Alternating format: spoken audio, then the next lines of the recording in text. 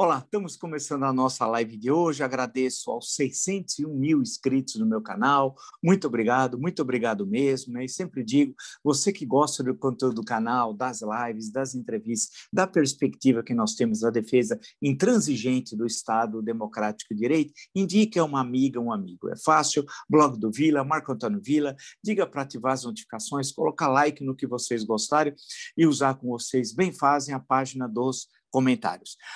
Hoje atrasamos um pouco, peço até desculpas, né, para todos vocês, porque nós estamos terminando a entrevista e já postamos com o governador Paulo Câmara de Pernambuco. Assista a entrevista, uma entrevista importante de um estado importante como é Pernambuco, o governador falando como é que está enfrentando a Covid-19, as difíceis relações com o governo federal, né, a questão econômica. É uma entrevista bastante rica, com muitas informações. E temos mais de 100 entrevistas no canal e toda uma programação agora, a partir da próxima segunda-feira. Estamos recheados todos os dias com entrevistas. Lembro que no Twitter vocês podem me seguir pelo Vila Marco Vila, no Instagram pelo @Marco Antônio Vila Oficial e no caso da plataforma dos cursos, www.cursosdovila.com.br. Lá vocês encontram todas as informações sobre os 3 cursos que estamos oferecendo: História Política das Constituições Brasileiras, História da Ditadura Militar no Brasil e o que é fascismo. Basta acessar, portanto, www.cursosdovila.com.br. Dia quentíssimo, né? Dia quentíssimo, e que reforça a análise que nós temos, e não é de hoje. Arquivo do canal mostra isso, vocês que têm boa memória, que Bolsonaro continua sendo Bolsonaro. Não é possível imaginar que Bolsonaro vai se converter à democracia, ao respeito aos outros poderes, vai passar a ser um presidente que una, que lidere o país, que tenha conhecimento da função de ser presidente, decoro no cargo, etc, etc. Não há para Jair Bolsonaro o que teve para Paulo de Tarso, no caminho de Damasco, uma revelação. Né? Não, Bolsonaro continuará sendo um extremista com fortes características nazifascistas. E não tem jeito. Quem imaginar que é possível um parlamentarismo branco, ou seja, numa convivência meio de cão e gato, com ali o gato e rato, se assim preferirem, com a Câmara, o Congresso Nacional e o Palácio do Planalto, não imagine, não há condições. E hoje o dia ficou muito claro. E a partir daqui fica bem desenhado algo que nós temos insistido. Não há futuro para o governo Bolsonaro. A crise, a cada dia mais, vai se aprofundar com ele na presidência. Estamos atingindo 350 mil mortos da Covid-19. Algo inacreditável. Há um caos em relação às vacinas, a superlotação das UTIs, não há equipamentos suficientes, não há nem sedativos para os que estão entubados suficientes. Imagina a gravidade, a pessoa acordar sem sedativo, entubado numa UTI, algo assim inacreditável, cenário de guerra. Temos problemas com as vacinas. O Ministério da Saúde resolveu não mostrar mais o seu calendário, porque já teve de alterá-lo num curto espaço de tempo 5 vezes. Portanto, no campo da saúde pública, as notícias são extremamente negativas. Ele vai tentar esconder a tragédia que ele criou. No campo econômico, nós vamos discutir, e também no campo político. Em suma, aquilo que nós falamos, quanto mais cedo o Brasil enfrentar politicamente Jair Bolsonaro, melhor para a solução da crise, melhor para o Brasil. Quanto mais tergiversar, pior para a solução da crise, muito pior para o Brasil. Temos insistido nisso sistematicamente, e não cai em lorotas, como a reunião com um pequeno grupo de empresários, duas, gente inexpressiva, e uma caterva, né? Uma malta que se reuniu ali. Gente sem importância. Imagina, um deputado que se notabilizou por pagar passagens com dinheiro público, meu, seu, nosso, para namorada e para sogra, então namorado e então sogra, viajar para o Nordeste. Esse é um deputado inexpressivo, casado com uma pessoa inexpressiva também, de um outro sujeito que não tem, o pai, expressão política aqui em São Paulo. Zero. E aqui em São Paulo e no Brasil. Portanto, inexpressivo o fato. Né? E tentaram dar um ar que aquilo lá fosse um grande evento. A própria imprensa hoje, empresariado, aqueles que assinaram o documento que nós elogiamos aqui, né, de economistas, empresários, colocando questões fundamentais, nenhum daqueles compareceu a esse jantar demoníaco e usando palavras de baixo calão, em certo momento do jantar, para mostrar quão baixo é o marginal Jair Bolsonaro, ele começou a falar do CEAGESP. Ele tem obsessão pelo coronel da PM da CEAGESP. Ele tem obsessão. Perguntou, inclusive, se as pessoas o conheciam. Ninguém o conhecia lá no evento. E aí ele começou a falar da corrupção existente na CEAGESP nos carretos. Sim, aqueles senhores que carregam os carretos, ele começou a falar dos carretos. E isso quando o Brasil tem 350 mil mortos da pandemia, vive uma crise econômica tenebrosa, 110 milhões de brasileiros não têm com certeza o que vão comer amanhã, né? Ele está falando da corrupção dos carretos da CEAGESP.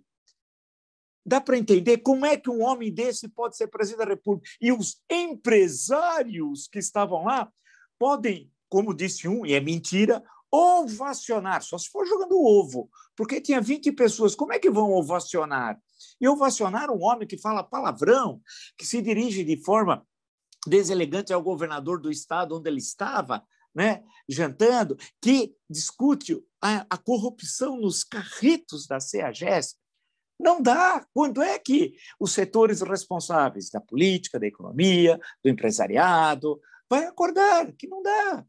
Bem, aí começa o dia, ele já logo pela manhã, com uma cara de louco, eu estou com um vídeo de 1 minuto e 55 segundos, né? Com uma cara de doido, que é um homem desequilibrado, ele espalha revólveres pelo Palácio da Alvorada. Ele já disse isso, que dorme inclusive com um deles embaixo do travesseiro. Com um ar desequilibrado, eu não sei também o que ele faz logo pela manhã, porque com esse ar de desequilíbrio tem alguma coisa estranha aí, não sei o que é, não é só questão de personalidade. Bem, esse cidadão faz um ataque em 1 minuto e 55, violento, e posta no seu Twitter, aqui eu estou com o Twitter dele aberto, né? A CPI que Barroso, primeiro ele trata o ministro como se fosse um íntimo, a CPI que Barroso ordenou instaurar de forma monocrática, na verdade, é para apurar apenas ações do governo federal, diz ele. Não poderá investigar, desculpe, nenhum governador que porventura tenha desviado recursos do combate à pandemia, o que é literalmente uma mentira. É um pedido que foi formulado pelos senadores Alessandro Vieira e Jorge Cajuru, porque o presidente do Senado não dava andamento a uma solicitação de mais de 2 meses de uma CPI com número de assinaturas mais de 1/3, que é 27, mais de 1/3 com assinaturas. Então, sendo assim, eles recorreram, o que outras vezes já ocorreu e outras vezes o Supremo já deliberou sobre isso, recorreram ao ministro Barroso do Supremo Tribunal Federal, que deferiu, e o presidente do Senado vai instaurar, vai ler o requerimento e instaurar a CPI. Claro que as condições no momento são diferentes do que da forma tradicional, temos a pandemia, um trabalho virtual, mas vai ser constituída a CPI.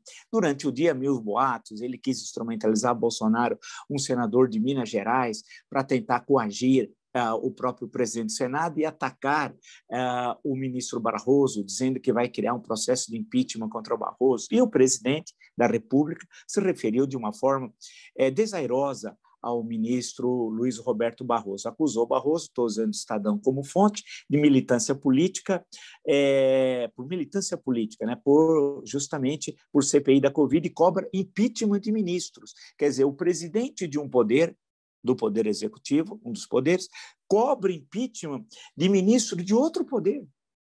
É inacreditável, né? É uma coisa assim, inaceitável da relação entre os poderes. E todo mundo sabe, vocês que nos acompanham, sabe como é que funciona o sistema democrático. Isso nunca ocorreu na história do Brasil. Isso é inaceitável, o presidente de um poder cobrar o impeachment de ministros de outro poder, por vingança, simplesmente porque vai ser constituída uma CPI da Covid. E claro que vai investigar tudo. E vai devassar o quê? O que ele quer esconder? Os crimes que ele cometeu.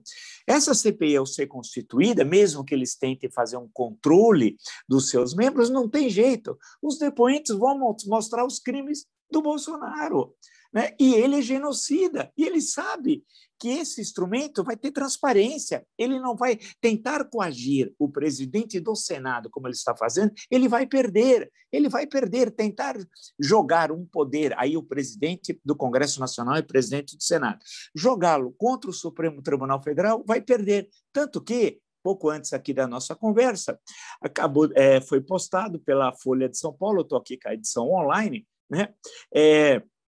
O Pacheco critica negacionismo de Bolsonaro e diz que não moverá 1 milímetro para atrapalhar a CPI. Diz ele, o presidente do Senado, uma vez instalada, vou permitir todas as condições que funcionem bem e chegue às conclusões necessárias. Aliás, é muito importante que ela cumpra sua finalidade na apuração de responsabilidades. Perfeito, é isso, é isso. Ela tem de funcionar bem, chegar às conclusões necessárias, ajudar o país e cumprir a sua finalidade na apuração de todas as responsabilidades. Eu, você, nós, creio, assinamos embaixo. É isso. A CPI, historicamente, teve papel muito importante, né? Algumas ficaram célebres, como a CPMI, porque era uma mista, não é o caso, né? Dos Correios, que deu na ação penal 470 o processo do mensalão, né? Ele diz bem claro que a atitude do Bolsonaro negacionista não contribui em nada para o país, e ele diz assim, para bom entendedor, um pingo é letra. Quando ele, Bolsonaro, prega qualquer tipo de negacionismo, eu vou criticar o negacionismo e, consequentemente, estou criticando a fala dele, né? E foi muito claro. E aí tem a entrevista excelente, leio, na Folha de São Paulo, do presidente do Senado. Ou seja, a tentativa, portanto, ele perdeu de, primeiro, atacar o ministro do Supremo Tribunal Federal para gerar a desídia no interior dos ministros do Supremo. Não vai conseguir. Nem o Cássio acho que vai seguir as ordens dele, porque o Cássio, nós sabemos o voto do Cássio antes porque o Bolsonaro diz o que ele vai votar, como na votação de ontem, por exemplo. Já no dia anterior, o Bolsonaro tinha anunciado o voto do Cássio. Inacreditável, inacreditável. Mas a maioria do Senado, melhor dizendo, dos ministros, não vão aceitar. Então, tentar dividir ali não deu certo. Usar o presidente do Senado como instrumento de vingança junto a ministros do STF ou a colegas no próprio Senado, também não. Também isso não vai ocorrer, porque o presidente do Senado entendeu a jogada e sabe que tem uma história a zelar em futuro pela frente, é um jovem político, foi uma vez deputado federal, já é senador, e na primeira vez que é senador já é presidente do Senado, sabe que entende, presumo eu, pelo que eu li aqui na entrevista, o momento grave que nós estamos vivendo, não vai estragar sua biografia para sustentar o Bolsonaro. Então, percebam como a política é volátil. Veja que eu falei ontem, o sobrenatural de Almeida, e como eu disse que tem um conjunto de variáveis que não dá para alguém já dizer, olha, o Bolsonaro em 2022 é um candidato viável à reeleição, né? Ou está no segundo turno. Quantas vezes eu disse para vocês que isso não se sustentava? Que daqui até lá, 1 ano e meio, no Brasil é uma eternidade. E os crimes que ele cometeu e a turbulência constante do seu governo, a forma como ele se dirigiu, insisto, ao ministro Barroso é inaceitável, é inaceitável. E achando que ele acha que ele age como um marginal, como se ele tivesse com o Queiroz, com o capitão Adriano, com o Rony Lessa, que eram os amigos dele. Rony Lessa é o assassino de Marielle Franco, né? E ele fazia os churrascos e ele falava essa linguagem lá nos churrascos dele, com os criminosos, do qual ele é parte, lá no Rio de Janeiro. Mas aqui ele está tratando com o ministro do Supremo Tribunal Federal e com a instituição Supremo Tribunal Federal. E em relação ao Senado, idem com a instituição e com o presidente Rodrigo Pacheco, que deixou bem claro, muito claro, que não vai aceitar esse tipo de imposição. Consequentemente, é importante, eu vou falar da pesquisa, me lembrei agora da pesquisa Exame. Nós estamos vivendo um momento claramente de rompimento do contrato social. Vamos pensar século XVIII. O contrato social, com reminiscências do século XVII, pode lembrar de Locke, por exemplo, mas vamos ao século XVIII, né? Na pré-revolução francesa, claramente o contrato social foi rompido. Bolsonaro rompeu o contrato social. Num caso como esse, o que nos ensinam os grandes filósofos do século XVII, século XVIII? A rebelião. A rebelião, entenda-se, no século XXI, não é aquela do século XVIII. Não há uma Bastilha a ser tomada. Não há. Né? A rebelião que se coloca é o cumprimento integral da Constituição de 1988. Ou seja, como o contrato social foi rompido, não faltam crimes de responsabilidade. Sendo assim, os crimes de responsabilidade, não só em quantidade, como em profundidade e em gravidade, criam as condições a curto prazo para a abertura de um processo de impeachment. E insisto que disse ontem até no Jornal da Cultura, os presidentes das duas casas, o regimento dá um poder fabuloso, excessivo e incorreto. Né? Eles podem muito acima do que pode o plenário, que é soberano, na minha leitura. Então, por exemplo, no caso do artigo 51, reza que compete privativamente à Câmara abrir um processo de impeachment. Ela que abre, né, o processo de impeachment. Quem processa e julga é o Supremo Tribunal Federal, no caso de infração penal comum. É o Senado, no caso de crime de responsabilidade. Bem, cabe isso ao presidente da Câmara dos Deputados. É um poder muito grande. Para mim, é o plenário que é soberano, não o presidente. Assim como muitas questões do Senado, tem de se alterar esse regimento. Mas aí, essa é uma questão mais complexa, não se coloca nessa conjuntura. Mas, claramente, o contrato social foi rompido. Né? O direito à rebelião está presente. E, claro, com a leitura do que é um direito à rebelião no século XXI. É a sociedade se levantar de forma organizada, junto às instituições que são garantidas pela Carta de 1988, e exigir o cumprimento de que dispõe a Constituição cidadã. Portanto, a questão do impeachment está muito colocada, sim, porque se não for, e tem de ser colocada agora, mas ainda não há condições políticas, se constroem no decorrer do processo as condições políticas. Nunca você tem prontas condições políticas e prontas condições jurídicas, que é um processo jurídico-político. Você tem de ter essa combinação. Não faltam razões jurídicas, portanto, o crime tem. Então, você tem de punir o crime. Então, tem de dar início a esse processo. É que alguns, olhando para 2022, acham melhor empurrar, mesmo com a tragédia, com uma guerra civil, que pode ensanguentar o país, querem empurrar para ganhar facilmente do Bolsonaro em 2022, porque ele sequer, se chegar lá, será candidato ao segundo turno. Então, alguns fazem essa leitura, o que é devastador, porque nós encontraremos um país destruído economicamente, destruído no campo sanitário, com milhares e milhares de mortes, passaremos de 500 mil em julho, imagina como chegaremos no ano que vem, isolado internacionalmente, com a sua economia devastada, não dá. Essa questão tem de ser resolvida agora, nesse semestre, urgentemente. E não faltam instrumentos legais para tal. A entrevista, portanto, do presidente do Senado, ela é essencial. Sendo assim, com o contrato social rompido, você pode constatar como. Bem, vamos pegar uma das frações analíticas para depois fazer uma relação entre elas e chegarmos à conclusão. A pesquisa, exame, muito boa pesquisa, longa pesquisa, eu examinei todas as questões, as análises, exame ideia, né? O ótimo e bom, 24% do governo Bolsonaro. Ruim e péssimo, 51,5%. E são tendências de ótimo e bom caindo cada vez mais, agora em 24%, e ruim e péssimo não parando de subir, chegando a 51,5%. Ou seja, é claro o sinal, né, de permanência disso, porque nada a curto prazo indica uma possibilidade de mudança, de melhoria da avaliação. Auxílio emergencial de R$200, não. Vacinação em massa, o governo está sabotando. Alguma ação em termos de emprego, já que nós temos a maior taxa de desemprego da história, também não.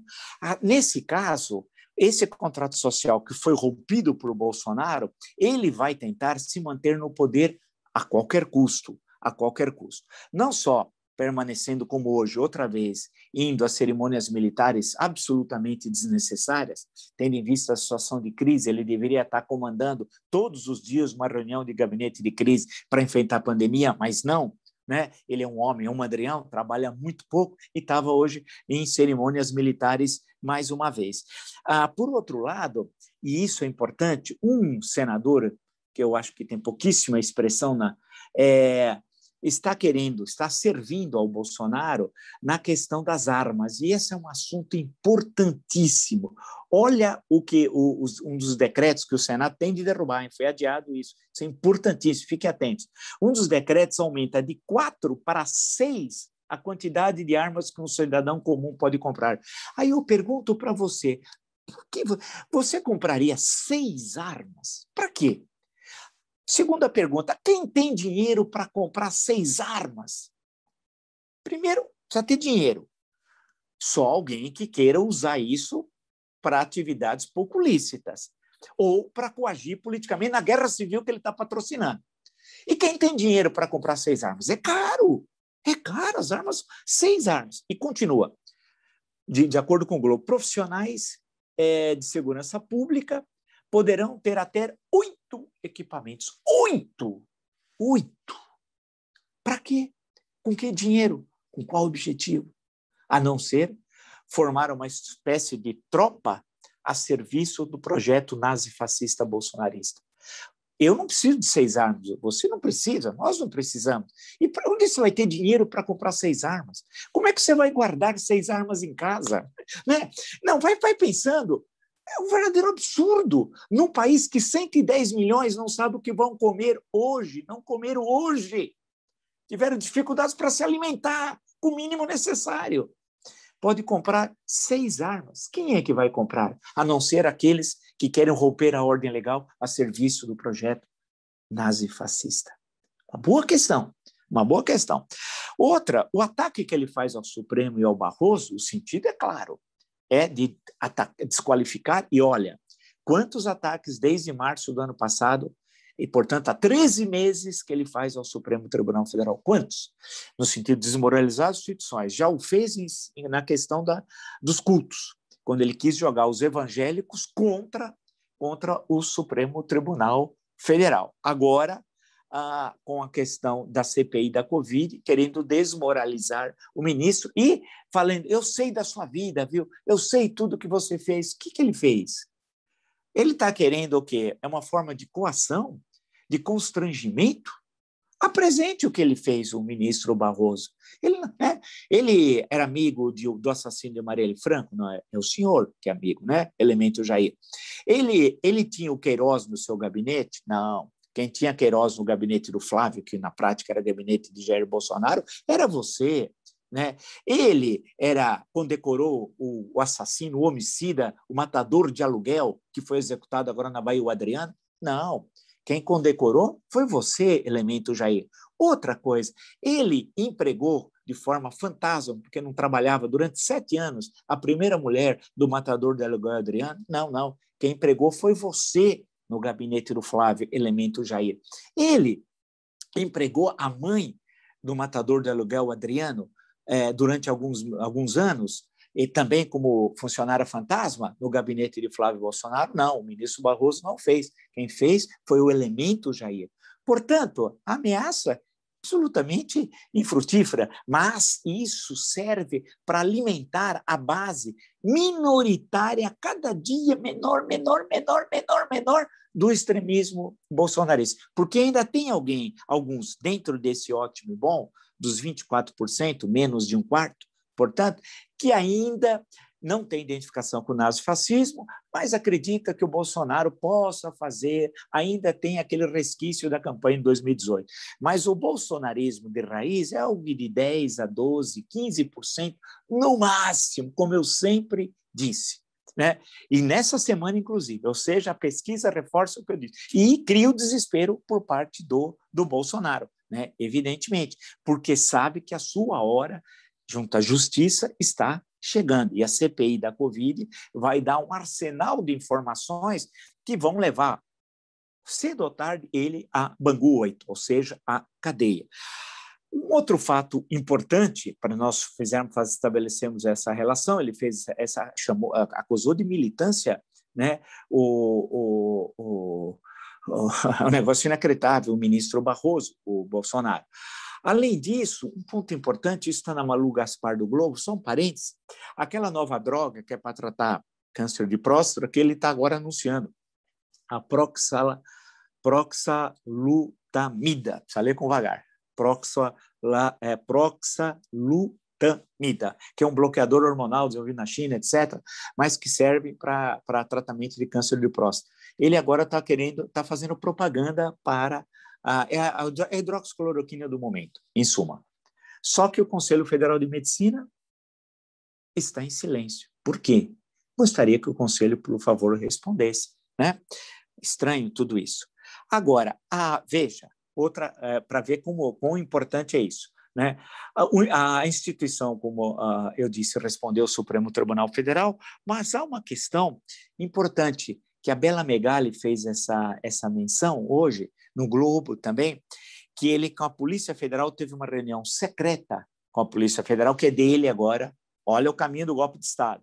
Liberação de armas, a Polícia Federal, que é dele, controle das PMs e tentar cooptar, ou não vai conseguir, mas dividir, pode ser que sim, as Forças Armadas, preparando para o golpe de Estado, desmoralizando as instituições, Congresso Supremo, né, e caminhando para o golpe, como nós temos anunciado aqui, e ele está fazendo. As provas são evidentes. Ele quer agora que a Polícia Federal investigue outra vez o caso Adélio Bispo. Olha a obsessão. Ele quer construir uma versão falsa do episódio de 6 de setembro de 2018 em Juiz de Fora, para usar politicamente para o golpe de Estado.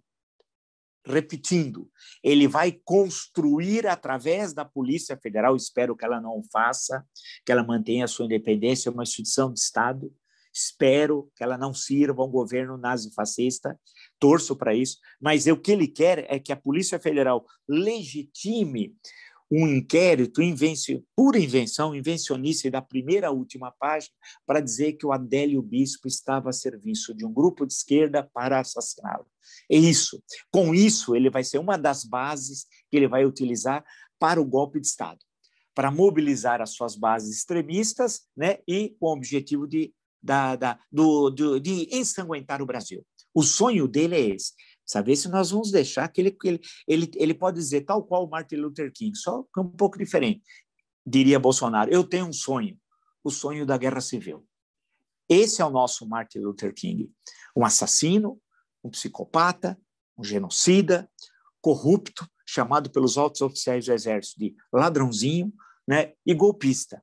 A questão que se coloca é se nós continuaremos a assistir passivamente. Ele rompeu o contrato social, portanto, o direito à rebelião está aí, no sentido século XXI, Constituição cidadã, como instrumento para o enfrentamento dessa questão, que está colocada sob o risco de não termos país nenhum, né? Nós estamos passando a cifra macabra de 350 mil mortos, 350 mil mortos. Lembrar que o Osmar Terra disse, no final de março de 2020, que no dia 8 de abril de 2020, portanto, há quase um ano atrás, seria o ápice da pandemia e teríamos 3 mil mortos. Nós temos 350 mil mortos. Os arquivos hoje não permitem esconder. A situação econômica é cada dia mais grave. Está na cara, quem quiser acompanhar, tiver um mínimo de faro histórico-político, que o Guedes está abandonando o governo. E o pretexto vai ser justamente o orçamento. O orçamento. Isso já está desenhado. Ele vai sair do governo. E quem vai substituí-lo é muito provável que seja esse Roberto Campos Neto. Que hoje, citando como estava no jantar demoníaco, sem máscara. Agora, por que o presidente do Banco Central está naquele jantar demoníaco, já que ele não é membro do governo? O Banco Central é autônomo, não é isso? Não falaram tanto em autonomia? Aprovaram. Só que o presidente do Banco Central estava no jantar demoníaco. Era lá dos 20 e poucos que estavam lá. Será que aplaudiu os xingamentos do Bolsonaro? Será que analisou o CEAGESP, que agora ele é fixado pelo coronel da CEAGESP, o Bolsonaro, a corrupção dos carretos? O que estava fazendo lá Roberto Campos Neto? Será que o avô dele estaria lá? Não estaria. Inclusive disseram que o avô foi presidente do Banco Central hoje nos jornais. Não. O avô dele nunca foi presidente do Banco Central, né? O Banco Central foi criado no governo Castelo Branco, quando o avô era ministro de Planejamento, da Fazenda Otávio Gouveia de Bulhões, né? Toda aquela reforma, veio a reforma bancária, a tarefa do Banco Central era feita antigamente pelo Banco do Brasil, né? lembrar o papel desenvolvido, então, para uma área do Banco do Brasil, que depois o Banco Central é que vai se especializar nisso quando é criado, etc., etc., etc. Né? O presidente do Banco Central disse, Folha de São Paulo, a economia aprendeu a conviver com a pandemia. Eu tomei, sinceramente, um susto. Falei, li errado. Folha de São Paulo, no período da tarde. A economia aprendeu a conviver com a pandemia, diz ele. Campos Neto reafirmou que os efeitos da piora recente no número de casos e mortes por Covid deve ser mais brando que no início da crise. Está tudo errado. A evolução é cada vez mais rápida. Cada vez mais rápida. Da onde ele tirou isso? Basta você ver entre 0 a 50 mil mortos, 50 mil a 100 mil, 100 mil a 150, 150 a 200 mil, 200 mil a 250 mil, 250 mil a 300, 300, 350 mil. Veja os dias. A evolução é cada vez mais rápida. E que é uma tragédia. E que relações tem com a economia que aprendeu a conviver com a pandemia? Da onde ele está dizendo isso? Eles vivem em outro planeta, num mundo paralelo. Basta ver a destruição do setor de serviços por uma tragédia que nós estamos vendo no Brasil. Mas não, aí ele diz, é muito importante entender que o Brasil está enfrentando uma segunda onda. Pô, mesmo que o impacto dos novos casos seja maior que na primeira onda, a economia aprendeu a conviver com isso. O impacto parece ser um pouco menor na atividade. Meu Deus do céu, um pouco menor. Ele está vendo, né? O auxílio emergencial de R$200 não vai ter um impacto de 600. Olha que genialidade a minha. Posso até ser presidente do Banco Central, né? Não vai ter 200, né? É um terço de 600. O efeito na economia vai ser muito menor do que foi o de 600. Consequentemente, aquele efeito positivo que o 600 teve na economia, o 200 não terá. Não é verdade? Se associar que nós já tínhamos uma crise pregressa de 2020, que 2021 está herdando, como é que está a nossa situação? Como é possível afirmar que a economia está convivendo com a pandemia? Em síntese, os ataques feitos hoje por Bolsonaro ao Supremo Tribunal Federal, diretamente através dos seus seguazes no Congresso Nacional, significa uma atenção, levando para uma crise institucional. Ele não consegue governar a não ser em crise. Não é possível imaginá-lo governando, respeitando os outros poderes, buscando uma articulação, sendo um líder, buscando a unidade do país. A situação sanitária é cada vez mais grave. Estão faltando equipamentos sedativos, intensivistas, faltam vacinas, faltam UTIs, falta tudo. Falta tudo. A situação é cada dia pior. A economia não dá sinais. O orçamento é impossível de executá-lo daquela forma. Guedes está tirando o time de campo. Campos Neto comparece, que a autonomia que ele tem, comparece naquele jantar demoníaco com aquela malta, né? E diz que a economia está convivendo muito bem com a pandemia. Contrato social rompido, caminho está aberto para a rebelião no sentido do século XXI. Não há Bastilha, há Constituição. Os instrumentos são dados pela Carta Cidadã. Portanto, o que nós sempre dissemos, e aí lembra que a eleição de Arthur Lira e Pacheco não significaria uma vitória de Bolsonaro, aquilo não consolidaria nada, ele não tem partido político, ele não tem base segura no Congresso, ele não tem apoio de rua, ele não tem apoio eleitoral, em novembro do ano passado demonstrou isso. A pesquisa de ontem, ruim, péssimo, 51,5%, ótimo e bom, 24%, menos da metade.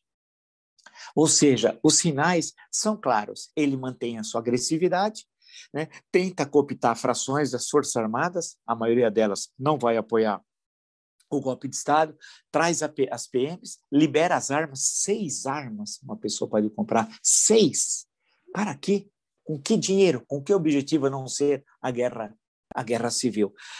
E tenta desmoralizar, minar as instituições através dos seus seguazes, né? E tendo a Polícia Federal para si, como quis ter no dia 22 de abril, naquela reunião fatídica que o Brasil ficou conhecendo. Em suma, o cenário, portanto, está desenhado para a tentativa golpista. A cada dia isso fica mais claro, e ele demonstra isso por ações e por verbalização.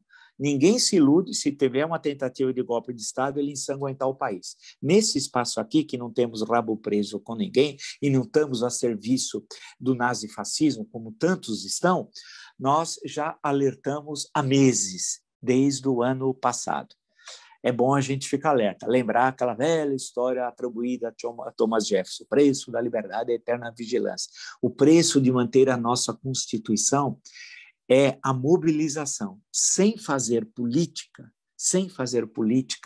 ele vai avançar, vai destruir a Constituição, a democracia e vai impor a ditadura. Se você gostou dessa e de tantas outras lives do meu canal, está entre os 601 mil inscritos, muito obrigado mesmo. Indique a uma amiga, um amigo. Faça o blog do Vila, Marco Antônio Vila, diga para ativar as notificações com aquele sininho, coloca like no que vocês gostarem e usar, como vocês bem fazem, a página dos comentários. Postamos a entrevista daí que atrasamos um pouco hoje com o governador de Pernambuco, Paulo Câmara. Uma entrevista bastante interessante, assista. No Twitter pode me seguir pelo Vila Marco Vila, no Instagram pelo @Marco Antônio Vila Oficial e na plataforma www.cursodovila.com.br. Lá você encontra todas as informações sobre os 3 cursos que oferecemos: História Política das Constituições Brasileiras, História e Ditadura Militar no Brasil, o que é fascismo. Basta acessar www.cursodovila.com.br. Nos encontramos então amanhã. Até!